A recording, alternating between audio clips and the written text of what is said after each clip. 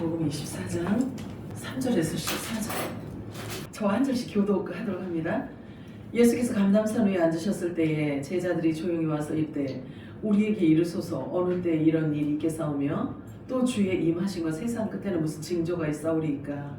예수께서 대답하시되 너희가 사람의 미혹을 받지 않도록 주의하라. 많은 사람이 내 이름으로 와서 이르되 나는 그리스도라여 많은 사람을 미혹하리라. 난리와 난리 소문을 듣겠으나 너희는 삼가 두려워하지 말라. 이런 일이 있어야 하되 아직 끝은 아니니라. 민족이 민족을 나라가 나라를 대적하여 일어나겠고 곳곳에 기근과 지진이 있으리니 이 모든 것은 재난의 시작이라. 그때 사람들이 너희를 환난에 넘겨주겠으며 너희를 죽이리니 너희가 내 이름 때문에 모든 민족에게 미움을 받으리라. 그때 많은 사람이 실족하게 되어 서로 잡아주고 서로 미워하겠으며 거짓 선지자가 많이 일어나 많은 사람을 미혹하겠으며 불법이 성함으로 많은 사람을 사랑하시고 그러나 끝까지 견디는 자는 구원을 얻으리니 이 천국 복음이 모든 민족의 증언들이 되어 온 세상에 전파되리. 그제야 끝이 오리라. 아멘. 마라나타 세 번 외칠까요? 마라나타 마라나타 마라나타. 아멘. 오늘 읽은 부분 말씀 가지고 천국 복음이라는 제목으로 우리 함께 은혜를 나눠보도록 하겠습니다. 성령의 음성이 들려주기를 축복합니다. 아멘. 은혜 많이 받으시기 바래요. 지난주에는 빛의 갑옷에 대해서 우리가 알아보았습니다. 빛의 갑옷이란 빛을 입었다는 말이잖아요. 이는 하나님의 뜻을 알고 그분이 그분의 하나님의 시간표를 따라서 그 때에 맞는 하늘 양식을 먹고 그 빛으로 세상을 바라보며 선과 악을 분별하고 내가 있어야 할 곳과 떠나야 할 곳을 바르게 알고 묵은 곡식이 뭔지를 알아서 버리고 또 새 곡식이 뭔지를 알아서 바꿔 먹는, 그래서 때에 맞는 하늘 양식을 먹는 것이 바로 빛의 갑옷을 입는 것이다 라는 사실을 우리가 알아보았습니다. 너무나 놀라운 것은 성경 66권 속에 보이지 않던 영혼 세계로부터 시작된 하나님의 뜻이 이 보이는 물질 세계 안으로 들어왔다가 합체해서 영과 이 보이는 육체와 합체해서 이제는 보이는 영적 세계로 다시 영원한 세계로 나가 존재케 된다는 사실을 성경 안에 모두 기록해 놓았다는 사실이에요. 여러분들이 그게 보이시나요? 이 사실을 알고 영적 세계를 먼저 맛보는 것, 그것을 빛의 갑옷 또는 그리스도로 옷 입는다라고 표현하기도 합니다. 우리가 더 깊은 영적 의미로 표현한다면요, 곧 왕권 가진 자들이 입는 옷을 말하기도 해요. 그리스도의 지체, 그리스도의 신부가 챙겨 입는 희고 깨끗한 세마포라고도 말할 수 있습니다. 이어서 오늘은 천국 복음이란 무엇을 의미하는지에 대해서 알아보려고 합니다. 그래서 앞으로 우리가 한 발짝 더 나아가 보려고 합니다. 그리고 잘못된 것은 바로잡고 교정하는 시간을 가져보도록 하십시다. 자, 오늘도 성령께서 교회들에게 하시는 천국 소리가 여러분들에게 들려지기를 축복합니다. 아멘. 마태복음 24장 6절에서 8절 우리 본문인데 함께 또 읽도록 합니다. 시작. 난리와 소문을 듣겠으나 너희는 삼가 두려워하라. 이런 일이 있어야 하되 아직 끝은 아니라. 민족이 민족을 나라가 나라를 대적하여 일어나겠고 곳곳에 기근과 지진이 있으리니 이 모든 것은 재난의 시작이니라. 이 말씀은 그냥 늘상 있어 왔던 사실 같지만, 그러나 시기를 알면 때와 시기를 알게 되면 어느 경점에 이 말씀이 지금이 어느 경점인지를 안다면 이 말씀이 이렇게 성취되어지고 있구나라는 것을 알게 될 것입니다. 자, 보면은 슬픔과 비탄의 시작이라고 말씀하고 있어요. 너희가 내 이름 때문에 사람들로부터 미움을 받게 될 것이고 많은 사람들이 실족하게 되어서 서로 미워하는 일들이 생기게 될 거라고 말씀하고 있어요. 그런 때가 온단 말이에요. 자, 마태복음 24장 12절에서 14절 읽겠습니다. 시작. 불법이 성함으로 많은 사람의 사랑이 실 것이리라. 그러나 끝까지 견디는 자는 구원을 얻으리라. 이 천국 복음이 모든 민족에게 전파되게 하여 온 세상에 전파되리니 그제야 끝이 오리라. 왜 이 천국 복음이 온 세상에 전파되어야 하냐면 예수님이 전하신 새 언약이 그 말씀이 예수님께서는 새 언약의 말씀 자체시잖아요. 예수님께서 오셔서 쏟아놓으신 그 모든 말씀을 온 민족 안에 있는 하나님의 자녀나 종이나 다 들어야 되는 메시지이기 때문에 온 세상에 전파되어져야지만 되는 거예요. 만약에 이게 전파되어지지 않은 상태에서 예수님이 오신다면 하나님의 나라가 완전하게 이루어지지 않기 때문에 그러는 거예요. 자, 그런데 예수님께서 전하신 이 새 언약이 예수님이 전하신 이 말씀이 어떤 위력이 있냐면요, 무덤 안에 있는 썩어서 냄새 나는 나사로를 살리는, 무덤 안에서 썩어 있어서 냄새 나는 그런 시체도 살리는 그런 창조의 능력이 예수님이 하신 그 말씀 안에 있기 때문에 그래요. 그래서 그 말씀을 반드시 들어야만 당대에 육체가 부활되어져야지만 되는 자들에게는 더더욱 분명히 이 메시지가 들려져야 되기 때문에 그런 거예요. 그래서 전해야 되고 들을 자는 반드시 들어야지만 된다는 거죠. 부활의 말씀이기 때문에 그렇습니다. 구원 이꼬르 부활이잖아요. 그치? 우리가 이렇게 시간을 하나님께 드리는 이유, 이렇게 귀한 시간을 이렇게 예배하고 찬양하고 이렇게 하는 이유는 목적이 뭐예요? 당연하잖아요. 그렇잖아요. 그러니까 반드시 부활의 몸을 입어야지만 된다는 거죠. 그런데 성경에 보면 그냥 예수 천국 불신주 이렇게 해가지고 되는 게 아니라 예수님이 하신 그 말씀을 알고 깨달아서 그 말씀 자체가 내 안에 와서 육신이 되어져야지만 우리가 부활의 몸을 입을 수 있기 때문에 반드시 이 새 언약의 말씀을 들어야 된다는 거예요. 우리 예쁜 은솔이 얘기 좀 한번 해야지. 자, 은솔이가 다니는 이 어린이집 선생님들이요, 하는 말에 의하면 은솔이를 대하기가 힘들대요. 어렵대요. 조심스럽대요. 그렇게 조심스러울 수가 없대요. 왜냐면 선생님들이 무슨 말을 하려고 하잖아요. 그러면 눈을 똘망똘망 뜨고 눈을 아주 똘망똘망 뜨면서 있잖아요. 선생님이 하는 입까지 쳐다보면서 하고 보고 있대요. 그리고 나서 있잖아요. 선생님들이 한 모든 말과 행동을 표정까지 그대로 따라서 한다는 거예요. 그래서 입을 보면서까지 그 소리를 이렇게 자세히 익혀간다고 해요. 그래서 은솔이 정서를 우리가 보잖아요. 그렇게 지난주에 우리 은솔이 엄마가, 우리 사모님이 그 얘기를 하는 거예요. 그래서 선생님들이 어렵다고 한대요. 왜냐면 금방 배워가지고 금방 한다는 거예요.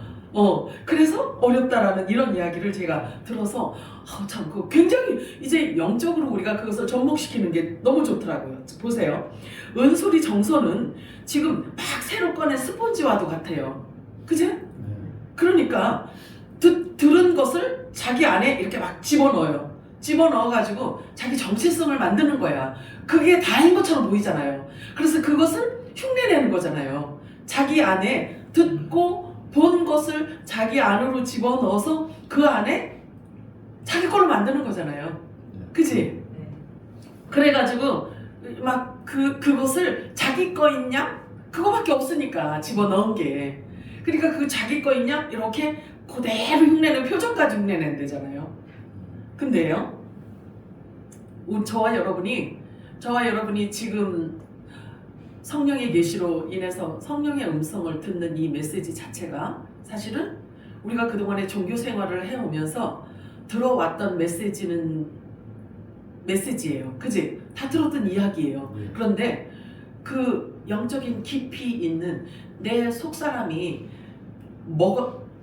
딱딱한 양식으로 먹어야 되는 이 메시지는 실은 이렇게 우리가 익숙하지가 않아서 그렇지 사실은 그 말씀을 들어봤던 메시지이기 때문에 그렇게 어색하거나 생소하거나 그렇지는 않잖아요. 그치? 그런데 그 말씀 안에 있는 실제 하나님께서 그 안에 담아서 우리들에게 주신 비유 있잖아. 그래서 그 비유 안에 있는 그 천국의 소리를 들을 수 있다라는 것, 이게 엄청난 복이란 말이죠. 근데 그게 좀 덜 익숙할 뿐이지 어색하진 않잖아요.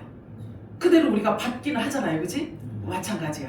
우리가 처음 들을 때에는 조금 어색한 것 같고 좀 망설이는 것 같고 그거를 소화시키기가 좀 어려운 것 같았지만 하나님의 말씀을 전에 들었던 말씀인데 왠지 깊이가 더 있구나라는 생각을 하게 되니까 그 말씀에 의하여서 저와 여러분이 말씀 속으로 훅 들어갈 수밖에 없단 말이에요. 그렇잖아요. 네. 그 말씀이 그렇게 끌어간다고요. 그리고 성령께서 하시는 일이라고 이게. 그러니까 예수님이 말씀하셨잖아. 성령이 너희들에게 임하시면 너희를 모든 진리 가운데로 인도하실 거라고 말씀을 하셨잖아요. 진리가 뭐예요? 이 말씀이잖아요. 그지? 네. 그러니까 이 말씀 안으로 진리 성령이 우리를 이 말씀 안으로 확 끌고 우리 속사람을 막 끌고 간다는 거예요.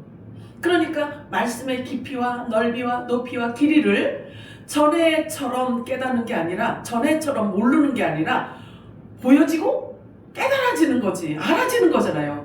그러니까 우리 속사람이 좋아해. 기뻐하잖아요. 그래서 예수님께서 하신 그 말씀이 지금 성취되는 거예요. 우리 안에서 성취되는 거예요. 뭐라고 말씀하셨냐면 나를 믿는 자는 그 배에서 생수의 강이 넘쳐나리라고 말씀하셨잖아요.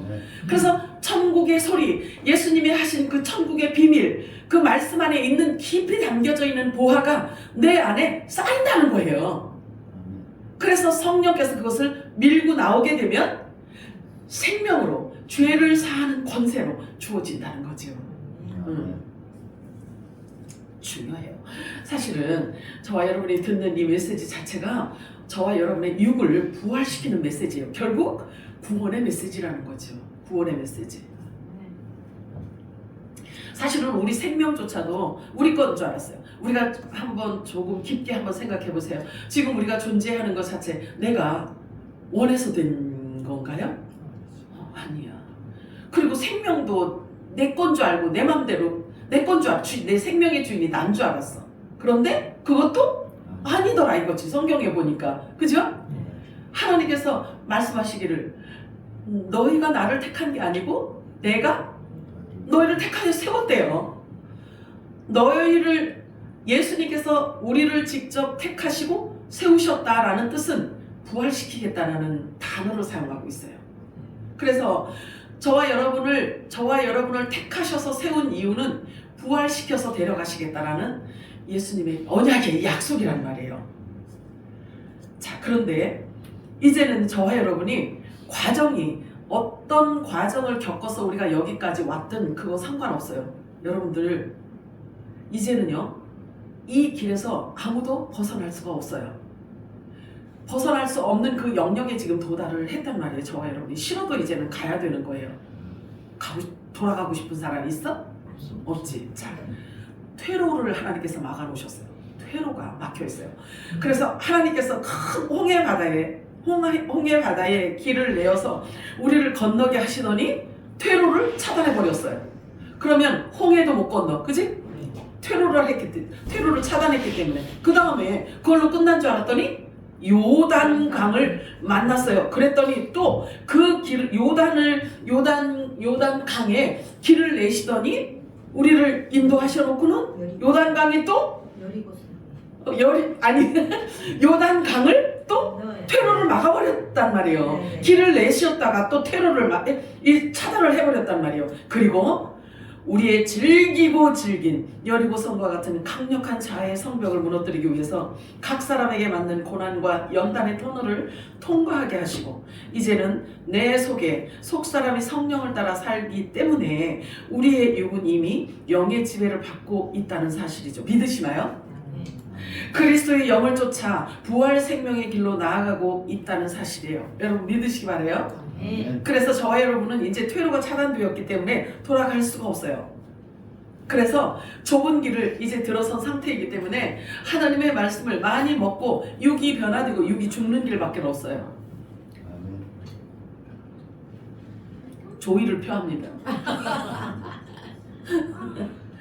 자, 그래서 지금 우리가 성령님을 쫓아가는 이 길은요 은솔이처럼 전에 가보지 않았던 새로운 길을 지금 가고 있기 때문에 조금은 망설여지기도 하고, 그러나 지난 시간 동안에 우리가 율법 아래 있으면서 보고 듣고 주입되었던 그 모든 말씀은 어린아이였다고 이야기를 하고 있잖아요. 그지? 어린아이요 초등학문으로서 하나도 남김없이 이제는 다 버려야 돼.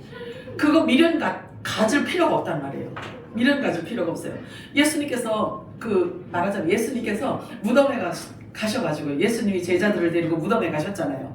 그래가지고 나사로야 나오라 그렇게 말씀하셨지요. 그지?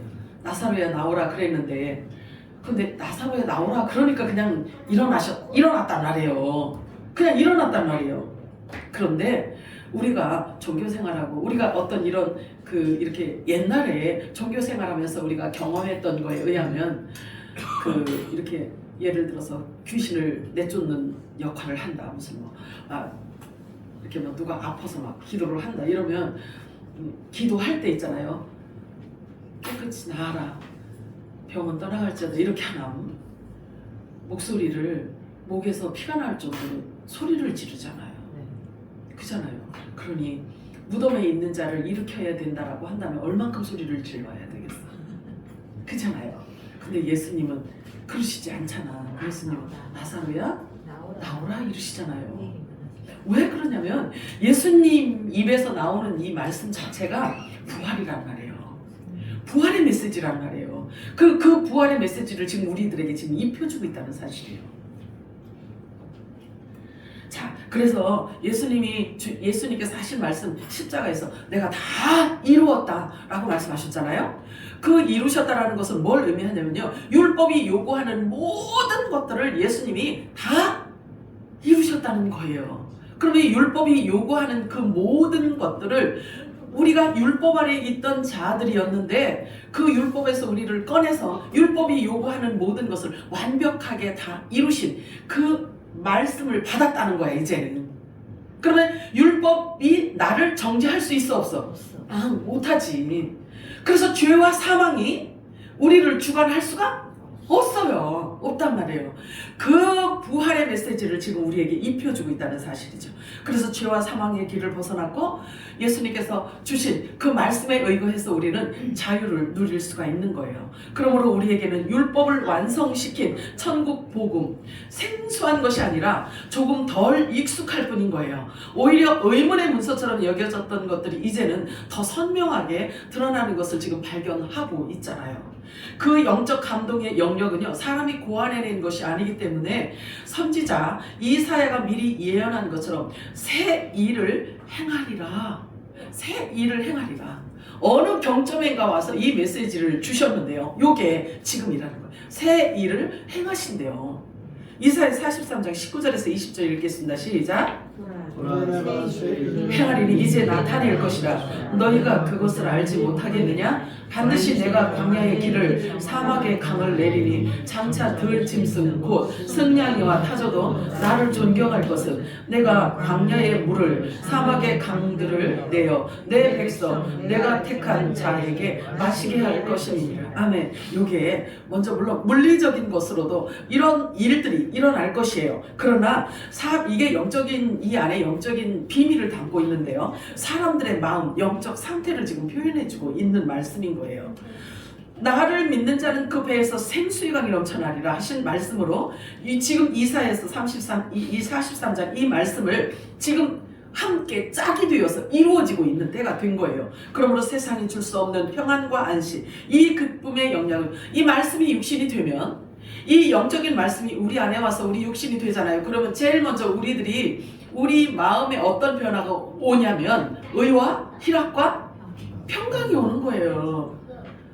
세상이 주는 그런 평안이 아닌 하늘로부터 주어지는 모든 지각에 뛰어난 사람의 생각을 초월하고 환경을 초월하는 그 능가하는 그 평강을 하나님께서 주신단 말이에요. 우리 안에 성령께서 임하시면 가장 먼저 우리들에게 변화가 오는데 그 변화가 온다는 거예요. 그 영역은 누구도 방해할 수가 없단 말이에요. 그래서 세상이 줄 수 없는 평안과 안식, 이 기쁨의 영역은 아무도 방해할 수 없는 영적 깊은 영역인 거예요. 그래서 여러분들이 성령에 의해서 지금 누리는 이 평안과 안식은요, 지금은 어떨지 모르지만 갈수록 더 그 깊이가 더해간단 말이에요. 기대하시기 바래요. 자, 요한복음 7장 38절 읽겠습니다. 시작. 나를 믿는 자는 이름과 같이 그 배에서 생수의 강이 흘러나오리라. 아멘. 요한복음 15장 11절 시작. 내가 이것을 너희에게 이르면 내 기쁨이 너 안에 있어 너희 기쁨을 충만하게 하려. 아멘. 요한복음 14장 27절. 평안을 너에게 주시는 곧 나의 평안을 너에게 주노라. 내가 너에게 주는 것은 세상이 주는 것 같이 아니하니라. 너희는 마음에 근심하지도 말고 두려워하지도 말라. 아멘.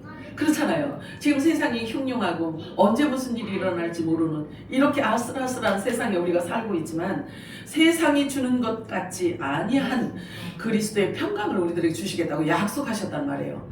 그래서 지금 이렇게 흉흉하고 어둠으로 가득 차 있는 이때에 하나님께서 주시는 그 평안을 여러분들이 누리시기를 바라요. 내가 이것을 너에게 이르는 것은 너희로 실족하지 않게 하려 함이니 여러분 모두 세상의 소리로 속 시끄럽게 하는 것을 이제 멈추시기 바라요. 하나님은 세상이 주는 것과 같지 않은 하늘의 평안과 기쁨 주시기를 하나님은 원하셔요. 우리들에게 주시기를 원하신단 말이에요. 그래서 머리를 들라고 말씀하십니다. 이제는 자다가 깰 때가 되었느니라고 말씀하셔요. 주님의 음성이 들려지기를 축복합니다. 로마서 13장 11절 읽어볼까요? 시작. 또한 너희가 시를 알거니와 자다가 깰 때가 벌써 되었으니 이제 우리 조언이 처음 믿을 때보다 가까웁니다. 네, 아멘. 그래요. 이제 잠을 자도록 허락하실 때가 있다는 거죠.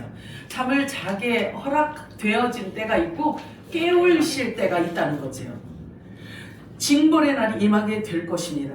그 날에는 참 특이하죠. 그 날에는요 아이 벤 자들과 젖 먹이는 자들에게 화가 있을 거라고 말씀하고 있어요. 그런데 그들이 어떻게 죽냐면 칼날에 죽임을 당한대요. 그리고 이 땅에 큰 환란이 있을 것인데 하나님의 진노라고 말씀하셔요. 그게 하나님의 진노라는 거예요. 그러면 이 땅에서 만물이 움직여지고 만물이 요동하고 흔들려지는 것은 반드시 하나님의 허락하심이 없이는 되어지는 것이 없다는 얘기죠. 그러니까 하나님께서 허락하심이 있어야지만 된다는 이야기예요. 마태복음 9장 35절 이하를 읽도록 합니다. 시작. 그 후에 예수께서 모든 성읍과 마을들을 돌아다니시며 그들의 회당에서 가르치시고 왕국복음을 전파하시며 또 백성 가운데서 모든 질병과 허약함을 고쳐주시더라. 그때 주께서 제자들에게 말씀하시기를 참으로 실수할 것은 많으나 일꾼이 적구나. 그러므로 주수에 주께 기도하여 추수할 일꾼들을 주소서 하라고 하시더라. 아멘. 자 보세요. 때를 알면 기도의 내용도 바뀌게 되어 있어요. 그죠? 아니요? 네. 그래서 베드로전서 4장 7절에는 뭐라고 말씀하시냐면 만물의 마지막에 가까웠으니 그러므로 너희는 정신을 차리고 근신하여 기도하라. 정신을 차리고 기도하래요. 만물의 마지막이 가까우면 근신하고 정신을 차리고 기도하라고 말씀하고 있어요. 그래서 사실은 지금 기도를 가장 많이 해야 할 때가 된 거예요. 하나님은 사람 농사를 지으시는 농부이세요. 그런데 하나님에게 있어서 지금 가장 관심이 많은 것이 뭐냐면 추수할 곡식들에 대한 관심일 거란 말이에요. 그잖아요. 농부의 마음은 추수할 곡식에 생각이 다 집중되어 있지 않아요? 그렇잖아요. 그렇듯이 하나님께서 지금 추수할 곡식에 모든 시선이 집중되어져 있다는 사실이에요. 여러분들 아시기 바라요. 네. 그러면 하나님께서 우리를 불꽃 같은 눈동자로 보고 계시다라는 이야기죠. 하나님의 시간표 중심에는 저 이스라엘이 있습니다. 이스라엘을 축으로 해서 중심에 놓으셨어요. 우리에게는요 그게 얼마나 유익한지 몰라요. 왜냐하면 하나님의 시간표를 아는 방법이 그 안에 담겨져 있기 때문에 그래요. 이미 2000년 전에 오늘날을 말씀해 놓으셨습니다. 누가복음 21장 28절에 36절 읽겠습니다. 시작. 이런 일이 시작하거든 일어나 머리를 들라 너희 기념이 가까운 것이라 하시니라. 이에 비유로 이르시되 무화과 나무와 모든 나무를 보라. 싹이 나면 너희가 보고 여름이 가까운 줄을 자연히 아느니 이와 같이 너희가 있는 일이 일어나는 것을 보거든 하나님의 나라가 가까운 줄을 알라. 내가 진실로 너희에게 말하노니 이 세대가 지나기 전에 모든 일이 다 이루어지리라. 천지는 없어지겠으나 내 말은 없어지지 아니하리라. 너희는 스스로 조심하라. 그렇지 않으면 방탕함과 실치함과 생활의 문제로 마음이 둔하여지고 뜻밖의 그 날이 덫과 같이 너에게 임하리라. 이 날은 온 지구상에 거하는 모든 사람에게 임하리라. 이러므로 너희는 장차 올 이 모든 일을 능히 피하고 인자 앞에 서로 항상 기도하며 깨어있으라 하시니라. 아멘. 자, 온 지구상에 거하는 이 지구상에 거하는 모든 사람들에게 임할 건데요. 이 진노가 임할 건데 이것을 능히 피하기 위해서 기도하라고 말씀하고 있어요. 그러면 온 지구상에 임한 하나님의 진노를 피하는 방법이 어떤 방법이 있을까요? 온 세상에 임한다는데 어떻게 피해요? 온 세상에 임한대요. 온 세상에 이 진노가 임할 것인데, 이 불심판이 임할 것인데 능히 피하기 위해서 기도하래요. 그러면 어떻게 피하는 방법이 있을까? 세상을 떠나야지. 공중으로 가는 길밖에 없잖아요. 그치? 그래, 세상을 떠나는 길밖에 없단 말이에요. 자, 여기 보니까 보세요. 이런 일이 되기를 시작하거든 일어나서 머리를 들라고 말씀하세요. 이런 일. 속량이 가까웠으니까 머리를 들으래요. 머리를.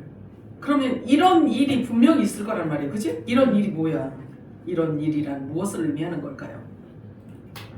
사실 전에는요, 이런 일에 대해서 아주 분분했어요. 생각들이. 그러니까 전하는 사람들이, 신학자들조차도요, 이게 뭔 얘기를 하는 건지 분분했단 말이에요. 그러니 그렇게 가르치는 사람이 그렇게 가르치니 듣는 사람 역시 그냥 여러 각도에서 여러 방법으로 배울 수밖에 없죠.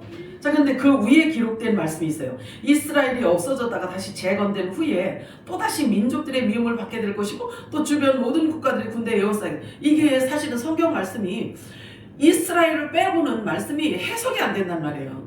해석이 안 돼요. 이런 일을 뭐라고 얘기하냐면 누가복음 21장 20절이에요. 우리 함께 읽어볼까요? 시작. 너희가 예루살렘이 군대들에게 쌓이는 것을 보거든 그 멸망이 가까운 줄을 알라. 예루살렘이 군대들에게 에워싸인다는 것은 이거 분명히 이스라엘 전쟁이잖아요. 그지? 그래서 전쟁으로 인하여서 이스라엘이 완전히 멸망될 거라고 지금 표현을 지금 이렇게 하고 있잖아요. 그런데 그런 일이 한 번 있었어요. 그러니까 보세요. 성경은 어떻게 보면 우리처럼 있잖아요. 이 하나님의 관점으로 이 꼭지점에서 밑으로 내려보지 않잖아요. 그러면 하나님의 말씀이 그 시대별로 있잖아요. 성경이 다 그 시대에 맞게 이렇게 이야기하고 또 그 시대에 맞게 하고 이렇게 얘기를 한다? 그럴 수밖에 없다. 근데 우리는 구약도 갖고 있고 신약도 갖고 있잖아요. 그래서 하나님의 관점으로 볼 수 알파와 오메가 되시는 우리 하나님의 그 마음을 지금 알고 성경을 우리가 읽잖아요. 그리고 성경을 우리가 보고 있잖아요. 그러니까 시작과 끝을 다 보면서 지금 우리가 이렇게 하나님의 말씀을 펼쳐가고 있잖아요. 성령께서 이렇게 해주시잖아요. 그래서 종말이라고 이야기하는 것은 종말은 언제부터 사실은 시작되냐면 예수님 오실 때부터 시작이야. 예수님께서 오셔가지고 회개하라 천국이 가까워하느니라 막 외쳐주시고 그러셨잖아요. 그렇잖아요. 그런데 하나님 나라가 가까웠다 회개하라 막 이렇게 말씀하셨잖아. 그러면 예수님 오실 때부터 종말 말세가 시작이 되었어요. 그러면 너무 막연한 것 같죠? 그런데 그렇게 보아야 돼. 그러면 예수님 오셔서 종말을 말씀하셨으니까 예수님 오실 때부터 종말이 시작이 됐다고 봐요. 이제 그 다음에 또 두 번째 종말이 또 있어. 언제부터냐면요. 저 이스라엘, 우리 그 중추적인 역할을 감당하는 저 이스라엘 있잖아요. 이스라엘이 세워지면서 또 종말이 또 시작이 된 거예요. 그런데 또 종말이 또 있다? 언제냐면 천년 왕국이 끝날 때, 그때는 어떤 일이 있냐면 이 처음 하늘과 처음 땅이 아예 없어지고 영원 세계로 들어가는 그 종말이 오게 되는 거예요. 그렇게 봐야 돼요. 무슨 얘기인지 이해가 되죠? 왜 그러냐면 이스라엘이 AD 70년에 로마 티투스 장군에 의해서 성전이 무너지고 나라가 아예 나라가 없어졌었잖아요. 그럼 뿔뿔이 흩어져서 몇 년 동안 잠잠 흩어져서 나라가 없었냐면 1900년 동안. 그럼 1900년 동안 나라가 없이 이렇게 전 세계로 흩어지고 디아스포라가 되었단 말이에요. 그런데 지난 1948년에 나라가 다시 재건되었잖아요. 그런데 성미가 급한 이 신학자들이 무엇을 성미가 급하지? 성미가 급해갖고 부랴부랴 무슨 사상을 만들어냈냐면 대체 신학이라는 것을 만들어냈단 말이에요. 대체 신학. 그러니 신학자들에 의해서 만들어낸 이 대체 신학은 왜 그랬냐면요. 나라가 이스라엘이 없어지니까 그러면 성경에서 말하는 이스라엘이라든지 아니면 뭐 예루살렘이라든지 이런 말을 대체할 수 있는 말이 자기네들 안에 이게 불분명하단 말이에요. 이것을 뭘로 대체를 할 길이 없네. 그래서 만들어낸 게 대체 신학이라고 했죠. 이스라엘은 없고. 그러니까 그래서 만들어낸 게 이 대체 신학인데, 자 그러면 이렇게 학문을 만들어서 성경을 도와주겠다는 차원이야. 그게 성경을 우리가 머리 좋은 우리가 성경을 도와주겠습니다, 하나님을 도와드리겠습니다 하고 만들어낸 게 이게 대체 신학이란 말이에요. 그런데 이게 웬일이에요? 1948년에 아니 다시 이스라엘이 걸리게 됐단 말이에요. 그러면 빨리 내려야지, 빨리 꼬리를 내려야 될 거 아니겠어요? 아 이거는 아니다, 이거는 우리가 이렇게 생각을 하고 대체 신학으로 풀어냈는데 그때는 좀 되는 것 같았는데 저 이스라엘이 엄연히 저렇게 나왔잖아요. 그치? 저렇게 독립이 되었잖아요. 그러면 대체 신학을 가르치던 자들이나 아니면 이것을 주장하던 자들이 이게 공개적으로 이건 아니다, 우리가 잘못 생각했다라고 사과를 해야 된다. 그래서 이것을 무효화 시켜야 된단 말이에요. 그런데 안 하잖아요. 왜 안 할까요? 자존심이야. 자, 다니엘서 9장 26절 읽어볼까요? 시작. 예수 두 일의 후에 기름 부음을 받은 자가 끊어져 없어질 것이며 장차 한 왕이 백성이 와서 그 성읍과 성소를 무너뜨리려니와 그의 마지막은 홍수에 휩쓸림 같을 것이며 또 끝까지 전쟁이 있으리니 황폐할 것이 작정되었느니라. 자, 이스라엘의 2000년 역사를 지금 이 한 절에 지금 담아놓고 있단 말이에요. 예수님을 죽이고 이스라엘은 완전히 초토화되었다가, 자 여기 보니까 황폐되어질 것이 작정이 되어졌대요. 황폐될 것이. 그러면 저 이스라엘이 없어졌었는데 또 다시 생겼잖아요. 그럼 이 말씀이 성취되려면 또 어떻게 되어야 돼요? 또 세워지고 또 황폐하게 되어져야 되는 거예요. 아 지금 저렇게 엄연히 세워져 있잖아요. 그래서 초토화될 거란 말이에요. 또 그래서 성경을 통해서 알 수 있는 것은요, 하나님의 시간표는 이스라엘을 중심으로 시작이 되고 또 마지막도 이스라엘을 중심으로 마무리되고 있다는 사실을 우리가 알 수가 있어요. 그러므로 구약 성경은 허구가 아니고 역사의 팩트라는 사실이죠. 하나님은 이 지구 땅에 자신을 나타내기 위해서 한 나라를 선택하셨단 말이에요. 한 나라를 모델로. 그것이 바로 이스라엘이에요. 그리고 보이지 않던 하나님의 나라의 구성을 보이는 나라로 세우시기 위해서 이스라엘을 모델로 삼으셨던 것입니다. 하지만 그들은요 끝까지 언약을 깨버려요. 그래서 끝까지 하나님의 말씀을 거역하고 불순종했기 때문에 그들은 버림을 당했다라고 해요. 성경은 그렇게 말하고 있어요. 자, 예레미야 11장 10절 읽어볼까요? 시작. 그들이 내 말 듣기를 거절하는 자기들의 선지자의 죄악으로 들어가서 다른 신들을 따라 섬겼은즉 이스라엘 집과 유다 집이 내가 그들의 조상들과 맺은 언약을 깨뜨렸도다. 율법을 가진 자들의 지금 행태를 얘기하고 있는 거예요. 하나님과 언약을 완전히 깨뜨렸죠, 그지? 자, 예레미야 31장 32절 시작. 이 언약을 내가 그들의 조상들의 손을 잡고 애굽 땅에서 인도하여 내린 날에 맺은 것과 같이 아니할 것은 내가 그들의 남편이 되었어도 그들이 내 언약을 깨뜨렸습니다. 여호와의 말씀이니라. 첫 언약을 줬더니 이스라엘 백성들이 이것을 다 깨뜨려버렸대요. 그런데 이제 새 언약의 메시아 예수 그리스도께서 오시면 그 첫 언약과 같지 않은 것을 주시겠다라고 말씀하시는 거예요. 지금 약속하시는 거예요. 이스라엘 백성들이 하나님의 언약을 깨뜨리는 바람에 예수 그리스도께서 가져오신 그 측량할 수 없는 풍성한 복이 어디로 넘어와요? 이방인에게로 넘어오게 되었습니다. 로마서 11장 25절 읽겠습니다. 시작. 형제들아 너희가 스스로 지킨다 하면서 이 진리를 너희가 모르기를 내가 원하지 아니하노니 이 진리는 이방인의 충만한 수와 들어오기까지 이스라엘들은 무둔하게 되는 것이라. 자, 로마서 15장 16절 읽겠습니다. 시작. 이어는 곧 나로 이방인을 위하여 그리스도 예수의 일꾼이 되어 하나님의 복음의 제사장 직분을 하게 하사 이방인을 제물로 드리는 것이 성령 안에서 거룩하게 되어 받으실 만하게 하려 하심이라. 아멘.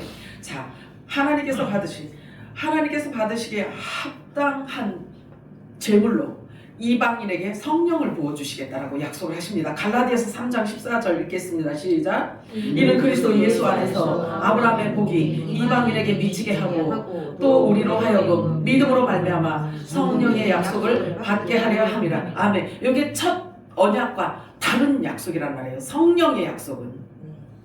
자, 에베소 3장 6절 읽겠습니다. 시작. 이는 이방인들이 복음으로 말미암아 그리스도 예수 안에서 함께 상속자가 되고 함께 지체가 되고 함께 약속에 참여하는 자가 됩니다. 아멘. 약속되어져 있는 성령을 받은 자들을 지금 표현하고 있는 거예요. 약속된 성령을 받은 자는 첫 언약 율법을 갖고 깨뜨린 자들이 아니라 이방인이라고 대상을 지금 말씀하고 있습니다. 그래서 이들이 받는 복음은 상속자가 된대요. 예수님과 함께 상속자가 된대요. 그리고 예수님의 지체가 된다고 말씀하고 있어요. 그러나 하나님의 나라를, 하나님 나라의 그 약속, 하나님 나라의 약속을 예수님과 함께 참여하는 자는 이방인이라고 지금 얘기하고 있는 거예요. 자, 이스라엘이 독립되고 나서요, 중동에 이스라엘과 관련된 주요 큰 전쟁이 여러 번 있었어요. 끝까지 전쟁이 있으려, 아까 다니엘 말씀 있잖아요, 그지? 끝까지 전쟁이 있을 거라고 말씀하고 있죠. 그 말씀대로 사실은 지금도 전쟁이 이루어지고 있는 거예요. 현재까지도. 그래서 현재까지도 하마스와 전쟁 중인데 지난 2월 15일 날 휴전 합의를 하였는데 전쟁 467일 만에 휴전에 합의를 해서 합의를 며칠 동안 합의했냐면 42일 동안만 휴전할 예정이라고 그들이 말하고 있어요. 물론 여전히 전쟁 분위기는 지금도 전쟁 분위기란 말이에요.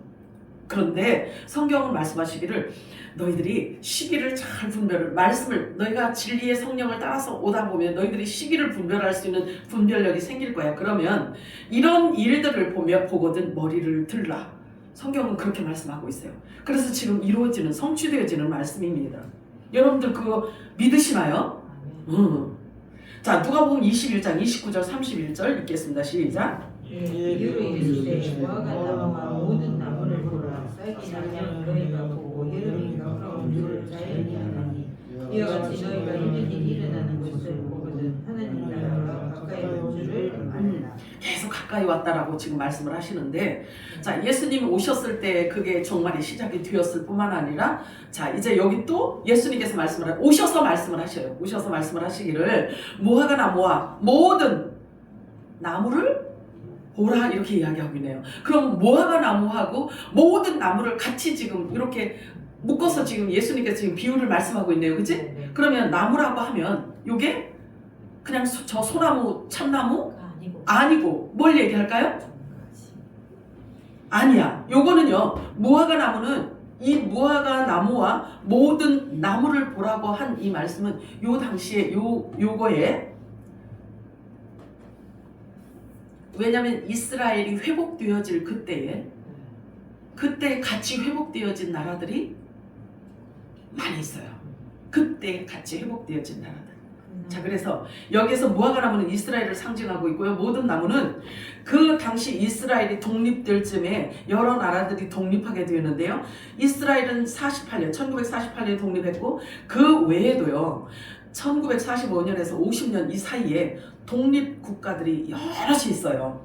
즉 예수님께서 말씀하신 이 여러 나무를 보라는 말씀은요, 독립 선언한 다음 날 이스라엘이 전쟁이 또 일어났었단 말이에요. 다음 날 기가 막히지 않겠어요? 세상에. 그래서 여기 보면은 여러 나라를 지금 지명을 예수님께서 지명을 하셨는데 만약에 이스라엘이 그 침범했던 그 중동 전쟁의 그 첫 번째 중동 전쟁을 이야기를 했었다라고 한다면 그러면 그것으로 인해서 다 멸절되고 없어져야 되잖아 이스라엘이 그지? 네. 그런데 지금 이렇게 존재하고 있잖아요. 그러니까 중동 전쟁이 그 전쟁이 아니라는 걸 지금 말해주고 있죠. 자 그러면 그 즈음에 독립된 나라들이 얼마나 되는지 우리가 알아보면 돼요. 그래서 그 말씀이 지금 이루어지고 있다는 것을 알 수 있기 때문에 1945년에 대한민국이 해방이 되었어요. 네. 그리고 또 1945년에 저 북한이 또 그 땅에 지네들이 또 정부 수립을 했잖아요. 그리고 인도네시아가 45년도에 네덜란드로부터 또 독립선언을 해요. 그 다음에 필리핀이 1946년에 미국으로부터 독립을 해요. 인도가 또 47년에 영국으로부터 또 독립을 합니다. 파키스탄이 47년에 영국으로부터 또 독립을 해요. 스리랑카가 48년에 또 영국으로부터 독립해요. 미얀마가 48년에 또 영국으로부터 또 독립을 합니다. 이스라엘이 또 독립을 하고 그리고 베트남도 독립을 하고 이렇게 여러 나라들이 요 당시에는 제2차 세계대전 이후에 식민지 해방과 민족주의 운동이 매우 활발히 진행하던 때란 말이에요. 그래서 이렇게 여러 나무로 또 비유도 해주고 계셔요. 왜 이런 관점으로 보아야 하냐면요. 이스라엘이 1948년 5월 14일에 독립을 선언했는데 바로 그 다음날 5월 15일에 이집트와 요르단, 시리아, 레바논, 이라크 등 이 아랍 국가들이요 군대 전체가 침공하면서 제1차 중동 전쟁이 있었습니다. 그렇다면 굳이 여러 나무의 비유를 들어서 얘기할 필요가 없잖아요. 그때 멸망의 날이 아니었다라는 것을 말해주는 것은 이스라엘이 지금 저렇게 존재하고 있는 것을 우리가 보면 알 수가 있죠. 그치? 그런데 이 말씀은 또 분명히 성취되어질 말씀이란 말이에요.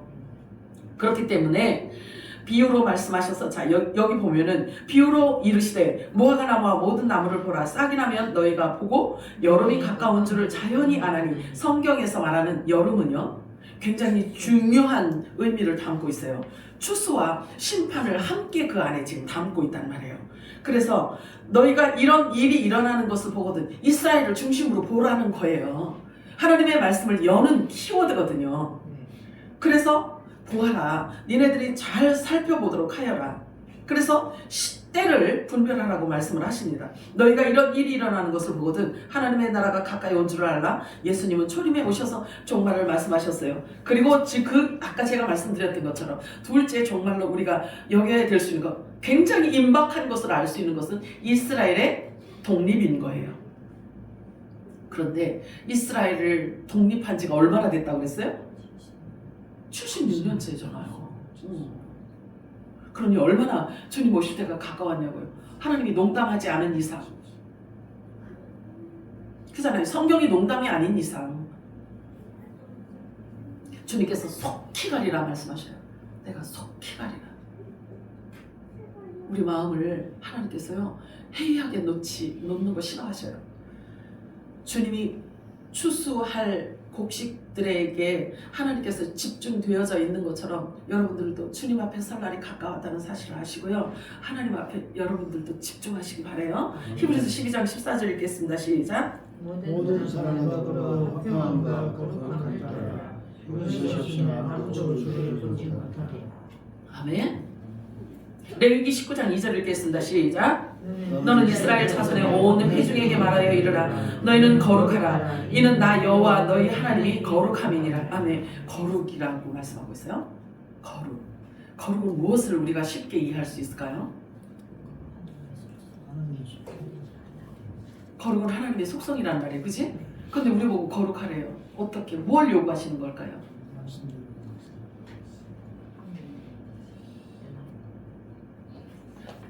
모든 성경의 핵심이 우리 보고 거룩하라는 거거든요. 구별되라는 거예요. 구별되라는 거예요. 모든 것들이 다 구별되라 라고 말씀을 하는 겁니다. 그래서 결정하라는 거지.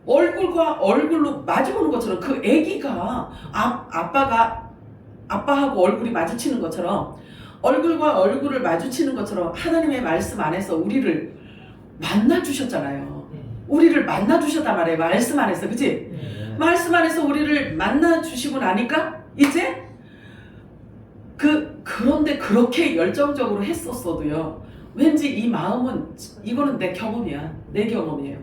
그런데도 불구하고요. 뭔지는 모르는데 그냥 허했어요. 뭔지는 모르겠는데 허했어요. 왜 그랬을까? 돌이켜보니까 진리를 몰랐던 거예요. 진리를 몰랐던 거예요. 그리고 성령이 내 안에 내주하시지 않았다는 거예요. 그러니까 말씀을 보면서 이제 깨달아진 거는 그래요. 그렇게 외적인 열심으로는 열심을 다 했는데 이 안에 한 구석은 그냥 텅 비어 구멍 뚫어져 있는 것 같았어요. 구멍 뚫어져 있는 것 같았어요. 그러니까 그걸 뭘로 표현을 할 수가 없어. 근데 그걸 채울 길이 없네. 뭘로 채워야 되는지를 모르는 거예요. 그러니까 그거 채우기 위해서 더 죽을 똥 쌀 똥 더 하는 거예요. 막 더 하는 거예요. 막 더 나가서 막 복음을 전하고 더 나가서 난리를 치고 우리 최 지사님 살아주셔서 고마워요. 내가 그럼 아무것도 모르고 그냥 그러고 살았어요. 그런데 이 공허함은 사라지질 않는 거야. 근데 그걸 뭘로 채워야 될지를 그것조차도 몰랐어. 근데 그 해답을 주는 사람이 없었어. 신학교에서도 그거를 안 줘요. 정말 줄 줄 알았어요. 신학교 가면 정말 이렇게 막 이 뻥 뚫어지게 그냥 이렇게 시원하게 뭔가를 줄 줄 알았는데 전혀 아니야. 오히려 더 어떤 생각이 드냐면요. 그게 지금 돌이켜보면 어떤 생각이 드냐면 엄청 더울 때 막 이렇게 그 뭐죠? 탄산음료를 막 마시는 기분 있잖아. 응. 내가 성도로 있을 때는 몰랐던 메시지 있잖아. 전에는 내가 막 몰랐던 메시지, 몰랐던 것을 막 학적으로 가르쳐 주니까 뭐 하나라도 더 배운 것 같으니까 그게 믿음인 것 같았어. 그거를 알면 믿음이 성장한 줄 알았어. 성장하고 장성한 줄 알고. 그리고 하나님하고 나하고 너희들은 몰라. 그리고 나는 하나님하고 친해. 이렇게 착각을 했었단 말이에요. 아니, 내가 그랬었다고, 어리석게. 그런데 지금 돌이켜보니까 전혀 아닌 거예요. 그게 전혀 아닌 거예요. 오히려 그 탄산음료를 먹고 났더니 오히려 있잖아요. 더 그 이후에 나는 그 갈증은 먼저보다 더해. 먼저 갈증보다 더 심한 거 있죠. 그런데 누구하고 대화를 해서 이것을 해결할 방법이 없었어요. 진짜로요. 자, 우리가 전에는요. 봉함된 말씀, 의문의 문서를 가지고 많이 애를 태우면서 살아왔어요. 그런데 분명히 성경은 하늘이 주는 평안과 기쁨과 안식을 주시겠다고 말씀을 하셨는데 전혀 그렇지가 않았다라는 거죠. 그래서 요동치고 환경이 어려우면 내 안에서 또 같이 요동치고 환경이 어려우면 나도 힘들고 그냥 이 안에서 그냥 정죄의식만 자꾸 생기고 이런 불안과 공포 속에 살 수밖에 없었어요. 그런데 인간의 생각으로 바라보면 그 모든 것들이 손해나는 것 같고 억울한 것 같고 이용당하는 것 같고 그래서 어리석어 보였고 그런 삶이었단 말이에요. 그런데 이제 진리의 성령이 내 안에 오셔서 빛을 비춰주시니까 세상을 볼 줄 아는 눈이 생기고 선과 악을 분별할 수 있는 분별력이 생기게 되고 아버지의 마음이 어떠함을 알게 되잖아요. 그러니까 마음에 여유가 생기는 거죠. 그래서 진리를 알지니 진리가 너희를 자유케 하리라 말씀을 하셨는데 어디로부터 자유를 얻게 되냐면 먼저 죄와 사망의 권세로부터 우리가 자유를 얻게 됐다는 사실이죠. 이것보다 더 안식이 있고 이것보다 더 평안하고 이것보다 더 기쁨이 어디 있겠냐고요. 그죠? 우리는 사람의 교훈이나 교단, 교리나 사람의 지식으로 가르치는 계명을 받기 위해서 존재하는 자들이 아니라는 것을 우리가 알게 되었어요. 너희는 아래에서 낳고 나는 위에서 낳느니라. 성령님은 계속해서 우리에게 길을 내어주고 우리를 이끌고 계세요. 길을 내주고 계시잖아요. 그렇잖아요. 그래서 끝까지 우리는 그 길을 잘 따라가야만 합니다. 그래야 그 길 끝에서 예수님을 만날 수 있기 때문에 그래요. 너에게 성령이 임하시면 너희를 모든 진리 가운데로 인도하실 것이라고 말씀하셨기 때문에 그렇습니다. 그런데 성령께서 하시는 일은 뭐냐면 예수님이 하신 말씀, 내 것을 가지고 내 영광을 나타내리라 말씀하셨어요. 예수님의 최종적인 영광은 예수님의 부활이란 말이에요. 그러면 예수님이 하신 모든 메시지를 우리에게 성령께서 임하시면 예수님이 주신 메시지를 통해서 우리의 몸이 부활되는 때까지를 우리를 강권하시겠다라는 약속이죠. 아멘. 내 것을 가지고 내 영광을 나타낼 것이라고 예수님께서 약속하셨거든요. 그래서 내가 너희에게 한 말, 그 말들을 기억나게 할 거라고 말씀하셔요. 기억나서 그 말씀이 내 육신을 쳐서 그래서 영적 소욕을 따라서 살아갈 수 있는 자로 만들어 가시겠다라는 거죠. 그래서 예수님께서 이 땅에 오셔서 육체를 입고 오신 일, 사역 가운데 행하신 모든 일, 십자가에서 죽으시고 부활하신 일, 부활하셔서 40일 동안 이 땅에서 행하신 모든 일, 승천하시고 다시 성령으로 오셔 이런 일들, 이 모든 것들은 이미 우리가 종교생활 율법 아래 있을 때 다 들어왔던 말씀들이에요. 그런데 그것을 쫙 펼쳐놓고 그 안에 있는 그리스도 안으로 우리를 끌어 들어가신다는 거죠. 성령께서 우리를 그곳으로 끌어가신다는 거죠. 그래서 그리스도의 진리의 사랑 안에서 푹 우리를 잠기게 하시면 우리 체내에 완전히 스며들어서 육이 죽고 그리스도로 완전하게 점령당하게 되는데 이것을 빛의 갑옷을 입었다라고 하는 힘들게 달려왔네. 자, 이것을 그리스도로 옷 입었다라고 하는 거예요. 그리고 그 몸을 일컬어 교회라고 합니다. 그렇다면 교회는요, 곧 예수님 자신이나 다름이 없습니다. 동의하시나요? 예수님의 몸이라고 하니까. 그런데 사람이 어떻게 그것을 이해할 수 있겠냐 하는 거죠. 뜬구름 잡는 소리 같지만 그러나 성령께서 오시면요, 내가 비록 입이 어눌해서 정확한 표현을 내가 할 수는 없어도 성령께서 내 안에 오셔서 계시하시고 깨닫게 하시면 내가 그리스도의 몸이라는 사실을 믿어져요? 의심해요? 믿어지지요. 자, 그러면서 우리들에게 하나님께서 말씀하셔요. 너희들에게 성령, 우리들에게 지금 성령이 임하였기 때문에 하나님의 비밀, 창세전의 비밀을 알게 되잖아요. 그치? 그러면 그 비밀을 알게 된 것은 그 비밀을 알게 하신 그분께서 우리들에게 요구하시는 게 있어요. 성령을 주신 이유는요, 그렇지, 가난한 자에게 복음을 전하게 하시려고. 우리 열정적으로 날뛰고 돌아다녀도 진리를 모르면 공허함을 갖고 있는 자들이기 때문에 이 말씀을 줘야 된다는 이야기죠. 아멘이에요? 아멘. 잊으시면 안 돼요. 자, 마가복음 16장 17절 18절 읽고 마치도록 합니다. 시작. 이런 표적이 나를 이르니 곧 그들이 내 이름으로 귀신을 쫓아내며 새 방언을 말하며 뱀을 집어 올리며 무슨 독을 마실지라도 해를 받지 아니하며 병든 사람에게 손을 얹은즉 나으리라 하시더라. 아멘. 귀신을 쫓아. 여러분들 이제 우리가 이제는 말씀의 깊이를 알고 있으니까, 진리를 아니까 이게 뭘 얘기하는지 아시겠죠? 귀신을 쫓아내는데 귀신아 나가라, 귀신아 따라가라, 나가라 이렇게 해서 되는 게 아니라 영원한 생명, 새 언약의 말씀, 성령에 의해서 우리들에게 주신 이 언약의 말씀, 영원한 복음, 천국 복음. 오늘 우리가 이 모든 말씀 질문해야지. 지난 주일날 그 주보 읽은 한 번이라도 읽은 사람, 집에 가서 한 번이라도 읽은 사람, 지난 주 거. 우리 5번 읽었어. 어? 그랬구나. 세상에. 아유 주여, 이뻐 죽겠어. 그래서 명숙이가 이쁘다니까. 자, 그래요. 귀신을 내쫓는데 그렇게 하나님의 말씀을 이제 우리가 그 말씀의 깊이를 알고 나니까 나가라 이게 아니고 영생이고 사람을 부활시키는 그 메시지를 줄 때에 일어나는 현상이란 말이에요. 이해가 되시나요?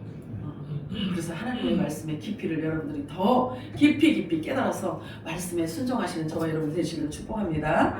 사랑과 은혜가 풍성하신 하나님 고맙고